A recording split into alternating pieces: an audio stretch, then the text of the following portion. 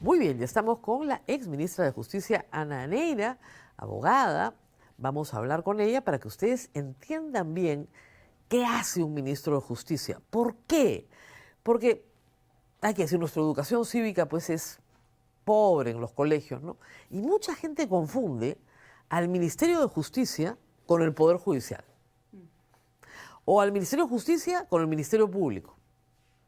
Suena igual, ¿no? Ministerio, ministerio, justicia, justicia. Pero no tiene nada que ver. Gracias, doctora, por estar con nosotros. No, gracias por la invitación, Rosa María.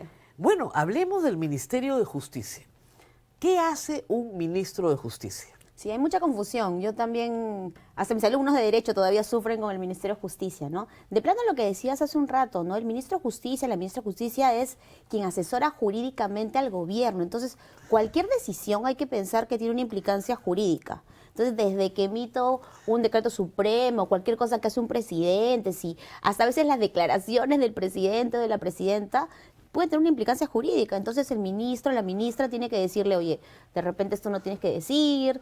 No sé, ahora que viene el proceso electoral, ¿no? Pasó también incluso en la época de, Claro. en la época de la pandemia. Entiendo que algunos, los decretos supremos, no sé, algunos ¿no? presidentes, no sé, Sí. en Consejo de Ministros, cuando había una discusión compleja, decían, a ver, por favor, ¿qué opina el ministro de Justicia? No, es que en consejo estamos todos sentados. Así es. Y entonces tú puedes intervenir. Bueno, yo era ministra medio pesada. Claro. Entonces estaba sentada y decía, bueno, a ver, esto que se acaba de decir no se puede hacer según la Constitución, el tratado dice, la ley dice. Exactamente. O sea, el rol de un ministro, bueno, en realidad de todos, Claro. es que desde nuestras diferentes carteras tenemos que decir, bueno, eso no permite la ley tal, en fin, ¿no? Los ministros estamos un poco para eso. Y en el caso de justicia, en teoría tú tienes que tener en tu cabeza por lo menos las leyes más importantes, la Constitución, y decir, eso no se puede hacer, no sé, el presidente, imagínense, ¿no? Imagínense que la presidenta mañana, su programa famoso, ¿no? Claro. Quiere hacerlo mañana, entonces que el ministro de Justicia le diga, mire, la ley orgánica de elecciones dice que hay un principio de prohibición de publicidad estatal, que hay un principio de neutralidad. O sea, eso es lo que tiene que hacer un ministro, o que el tratado, en fin, ¿no? O mañana que quiera la defensa esta medio triste que lamentablemente ha hecho el Estado estos días, mucho tiene que decirle, no, mira, el tratado de la Convención Americana señala, la Corte Interamericana ha dicho, ese es el rol de un ministro de Justicia, pero además en todo. Claro. Y entonces es preocupante que una persona con el perfil que tiene, bueno, el nuevo ministro, que además está en contra, bueno, tiene las investigaciones que se ha dicho, el perfil ya personal, pero además él tiene ideas según las cuales hasta está en contra de la libertad de prensa. O sea, hay que recordar esta terrible entrevista, ¿no?, que tuvo en el marco de Punto Final, ¿no?, con Mónica Delta, cómo él concibe el rol de la prensa, luego todo lo que ha hecho, todo el enfrentamiento que tiene con Marcos Cifuentes, por también lo que él cree que tiene que hacer la prensa. Él cree que hay un rol pues casi acrítico que tiene la prensa respecto de los ministros. Imagínense esta persona asesorando a la presidenta. Claro. Entonces, la y lo que él asesoría pretende, ¿no? legal, la asesoría en el marco jurídico se da en el contexto de una constitución y de unas normas que existen. Exacto. Bueno, ¿qué otras, Y tratados. y tratados. ¿Qué pronunciamientos, otras claro. tareas tiene? Tiene que organizar a los procuradores del Estado. Toda la defensa pública está dentro del marco del Ministerio de Justicia.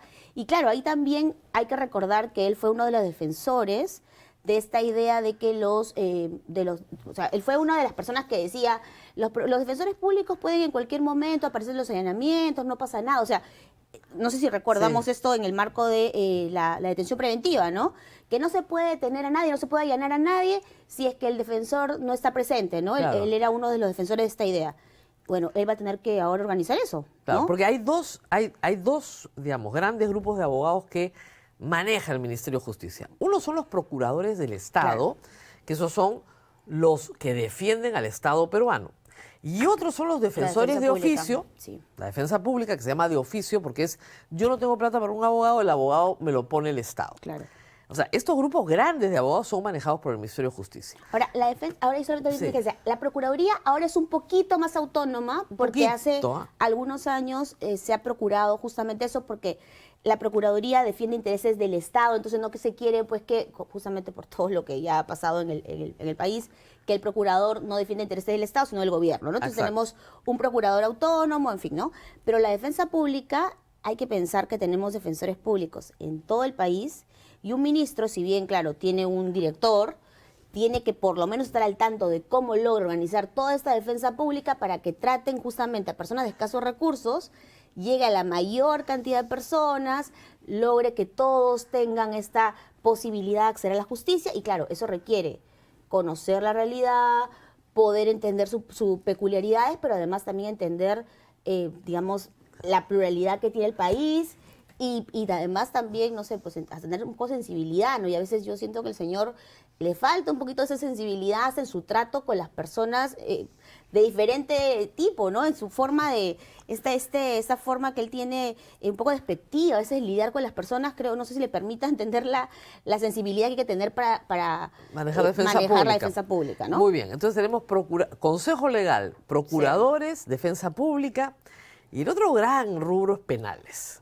que esa es la papa caliente del Ministerio de Siempre Justicia. Siempre ha sido complejo, sí. Todos los ministros de Justicia que yo he conocido me han dicho, si me quitan penales soy feliz. ¿Ya? Y en claro, la pandemia era particularmente complejo, sí. Claro, porque es la parte más pesada. Sí. Pero está claro que el INPE, en esto de Vizcarra, ha desarrollado una función, me parece, funcional a los intereses del régimen. Porque no se entiende por qué lo mueven de Barbadillo a Ancón. La resolución no ha sido publicada, no sabemos las motivaciones, pero lo que ha pasado es que lo llevan a Ancón, supuestamente a que haga vida con los reos comunes, porque es un reo común. Pero lo van a aislar, ahora escuchaba... Y lo meten al tópico y después lo van a aislar en un pabellón para él solo. No entiendo nada, ¿qué pasó acá? ¿La cosa no era humillarlo? Claro, en teoría, digamos, según lo que debería pasar, o sea, lo que debería suceder... La ciencia penitenciaria. El INPE debería ser autónomo, ¿no? O sea, supuestamente uno elige un jefe del INPE porque conoce la realidad penitenciaria y entonces el jefe del INPE toma decisiones autónomas, ¿no? Por ejemplo, en el momento que digamos, yo estaba en el ministerio, Susana Silva, que era la jefa del INPE, tomaba decisiones técnicas, ¿no? Entonces, si ella movía a un preso, era porque ella consideraba que había que moverlo, o se sancionaba a una persona, se sancionaba porque correspondía. Hay que recordar, por ejemplo, no sé si se acuerdan, que ya aparece la prehistoria, en ese momento Antauro Humala hacía este amago de que hacía transmisiones en vivo, ¿no es cierto? Que no hacía, pero él hacía como que hacía, porque llamaba por teléfono, del teléfono fijo de la cárcel, y entonces se le sancionó en un punto, ¿no? Claro.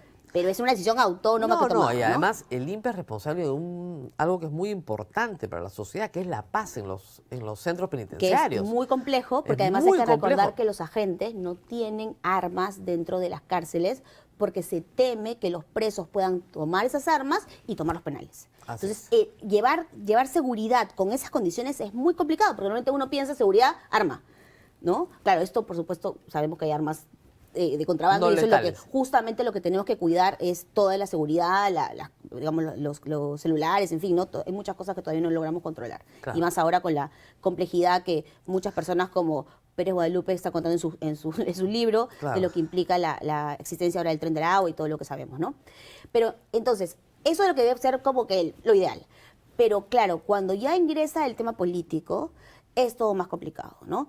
Y entonces cuando tenemos, por lo menos lo que se dice, ¿no? Que es o el ministro o la presidenta teniendo injerencia en la decisión de traslado de un preso, ya tenemos problemas, ¿no? Porque ya la decisión no se toma sobre la base de un criterio técnico, sino sobre la base de un criterio de yo quiero perjudicar o favorecer a un determinado detenido. Y no tiene lógica, ¿no? Porque si la idea es que no es un presidente elegido, que supuestamente es el argumento. La resolución se publicó, pero yo le leí. La resolución dice, según la directiva de la resolución número... Claro, pero yo me refiero a la motivación. Claro, es que dice, según la resolución número... Entonces, pero claro, eso no es un argumento, ¿no? Claro, yo necesito la motivación. Claro, y luego ha salido el jefe del INPE a decir varias razones que no son razones. Que dice que el Barbadillo no existe. Y claro, no va a existir, es que no va a existir nunca, porque obviamente los presos en general no van a ser trasladados a ese penal, porque evidentemente no es un penal normal para de traslado, comunes, claro. ¿no? Es un penal que se traslada a expresidentes, ¿no? Entonces, y además yo digo, ¿no?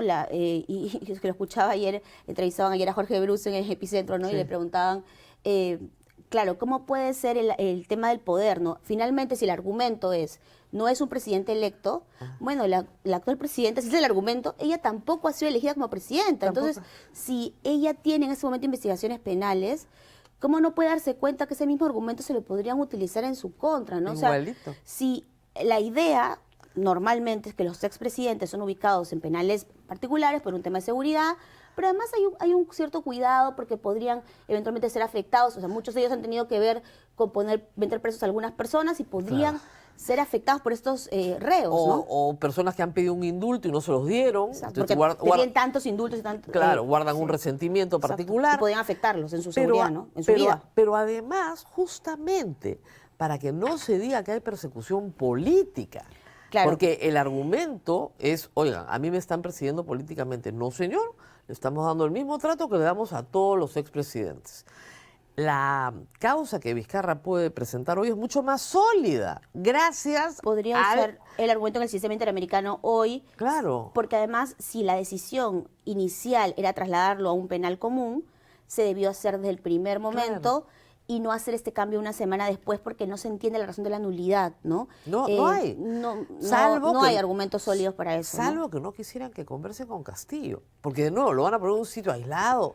¿Por qué? Claro, no tiene mucha lógica, porque, claro, nuevamente, si la idea era que él estuviera con los presos comunes, habría que ponerlo en pabellón común, no habilitarle un pabellón especial para él. ¿No? Imagino que lo hacen para que no se cuestione el tema de seguridad o no le vaya a pasar nada y luego ellos tengan que asumir. Porque si hay una cosa que para un ministro o una ministra es terrible, es que le pase algo a una persona que uno tiene responsabilidad de cuidar, ¿no? Así es. Y más una persona de perfil tan alto como es el caso del expresidente, ¿no? Ahora, vamos al tema de la Corte, porque mi hipótesis es que Santibáñez viene para un corto periodo, porque en octubre tiene que renunciar, ¿no?, para el Congreso, y había anunciado que quería postular, pero en 3 meses se puede denunciar el Pacto de San José. Más cosas no vas a hacer. Y eso es lo que creo que va a presentar la denuncia del tratado, porque no se puede denunciar a la Corte, no te puede salir de la Corte.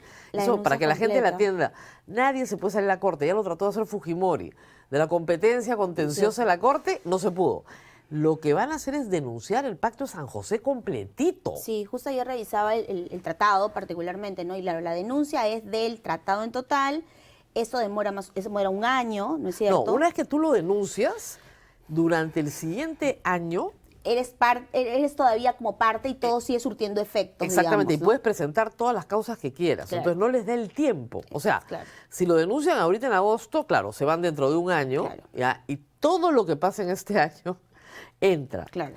Pero, y todo lo que pasó antes también todavía entra, ¿no? Claro, pero lo que presume Dina Boluarte es que saliéndonos de pacto y con un gobierno que la favorezca, ¿no es cierto?, no hay posibilidad de ir a la Corte Interamericana, donde va a perder de todas maneras por los 50 muertos. Además, yo tiendo a pensar que el perfil elegido de ministro es también para que el argumento que se use sea un argumento de seguridad ciudadana, ¿no? Claro.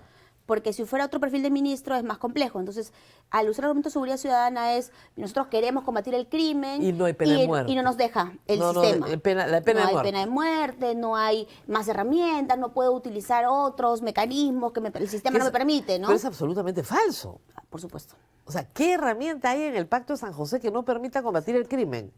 Totalmente. ¿Usted conoce alguna? No, por supuesto. Yo tampoco. Porque además, justo este fin de semana conversaba con muchas personas que ven algunos temas de seguridad, ¿no?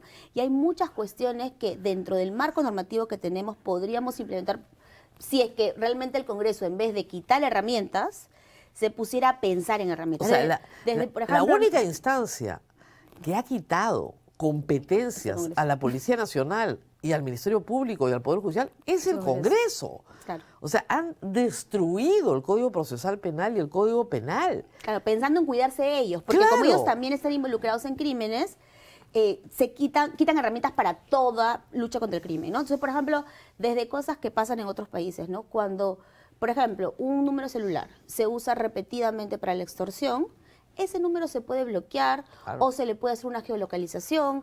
Entonces, es ponerse un poquito creativos y, por supuesto, conversar con los especialistas, que son las personas que saben, e intentar generar herramientas desde la ley para que, por ejemplo, no sea tan complicado con una orden de allanamiento o conseguir una orden judicial por ese tipo de medidas restrictivas. Pero eso es algo que se puede hacer estando en el sistema interamericano, estando con el marco normativo que queremos, siendo protector de derechos, porque claro, la imagen que se vende, la idea que se vende es que tenemos que quitar todos los derechos y ser cero garantistas para combatir el crimen, y no tiene que ser así. Lo que tenemos que hacer es simplemente, obviamente, proteger derechos, ser creativos y, por supuesto, generar restricciones dentro de un marco constitucional.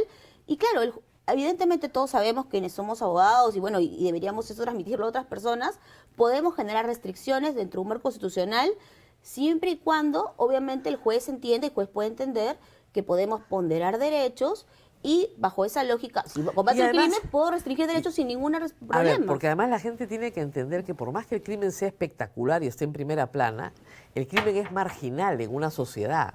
Es marginal. No es lo que todo el mundo hace, es al contrario, es lo marginal.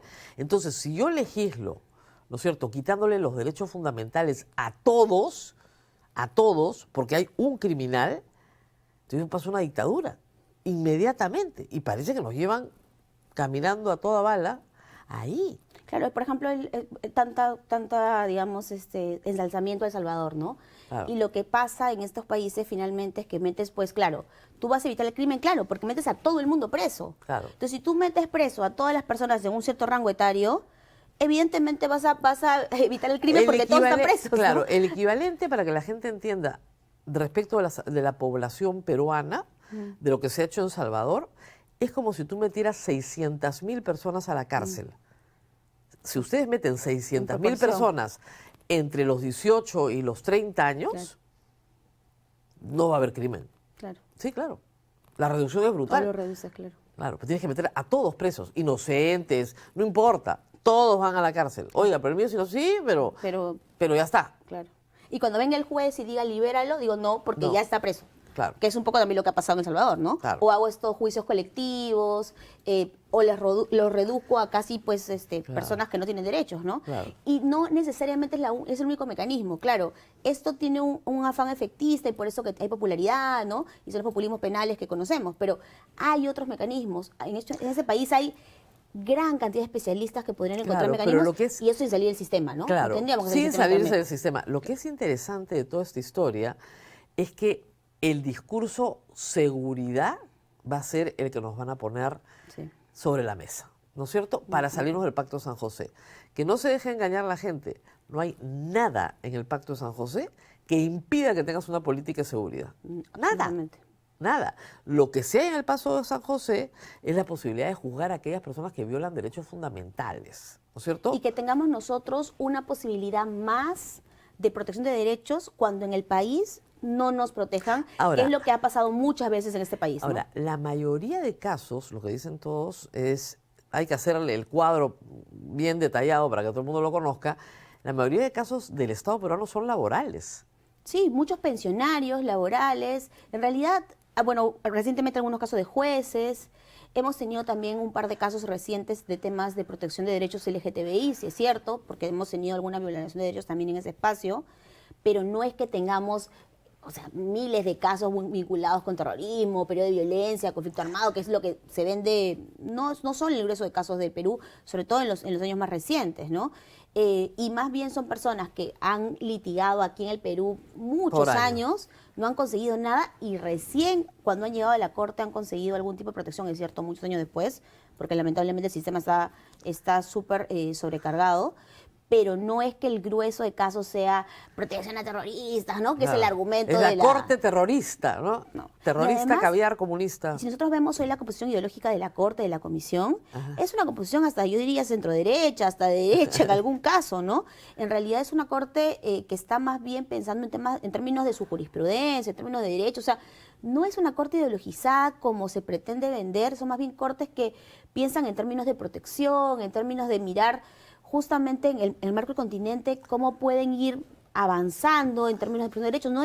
No son pues estas ideas que se venden. Yo creo que igual lo que toca hacer, sobre todo en los temas de amnistía, ¿no? Un poco la audiencia, yo creo que del otro día cuando escuchaba una de las víctimas, ¿no? Es recuperar esas historias y hacer entender que acá se protegen derechos, ¿no? Esto no es ideología, aquí no estamos en caviar, ¿no? La hermana de una de las víctimas ha dicho, la presidenta ha dicho que quienes mataron a mi hermano son héroes. Sí, eso fue durísimo, esa frase fue durísima. Es fuertísimo, fuertísimo. O sea, ¿cómo que los que mataron a mi hermano son héroes?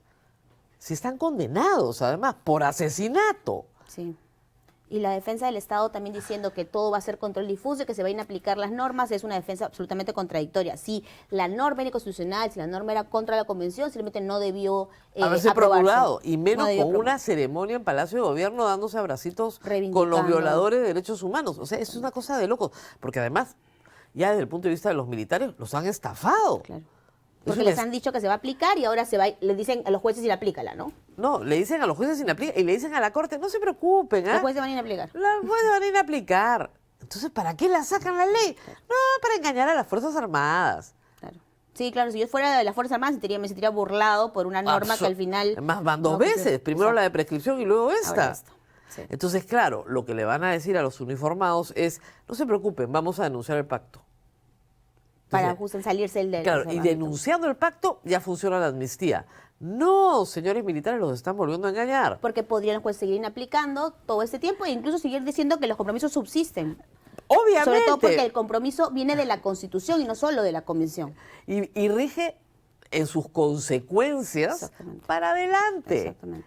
Obviamente, no te puede, aún saliéndote, ya no hay nuevos casos. Perfecto, dentro de un año ya no habrán nuevos casos. Pero todos los efectos de los casos anteriores los tienes que seguir cumpliendo. Exacto. Así que es imposible. Pero incluso fuera del pacto, la Constitución igual tiene un compromiso de derechos fundamentales. Entonces, incluso si tuvieras un juez que te dijera no la Convención, la Constitución igual te genera una obligación que te permite hacer control difuso. O sea, te permite aplicar la Constitución directamente. Entonces pero no vas a poder liberarte de eso, para nuestros ¿no? gobernantes que violan derechos humanos, controlar el Poder Judicial y el Tribunal Constitucional es mucho más fácil que controlar a la Corte Interamericana. Por supuesto. Esa es la gran diferencia y por eso necesitamos una Corte Interamericana que no sea controlada por el poder político peruano. Por supuesto, porque está fuera del ámbito. Exactamente, por eso es que la necesitamos. No, yo no lo cuestiono, Claro. pero digo, incluso si lograran eso, siempre tendremos a jueces que podrán hacer control difuso. Obviamente Siempre. hay que pelear, no salir del sistema. Yo creo que es algo que nos permite una vía adicional de protección que hasta ahora ha sido muy útil frente a gobernantes, frente incluso a jueces que a veces han sido Así es, renuentes frente a a jueces. proteger derechos, ¿no? Así, frente a jueces que no protegen derechos. Sí. Muy bien, la doctora Ana Neira ha estado con nosotros, gracias por esto. Espero que hayan entendido, ahora voy a hacer mi focus group acá a ver si me han entendido. El Ministerio de Justicia no tiene nada que ver con el Poder Judicial ni con el Ministerio Público.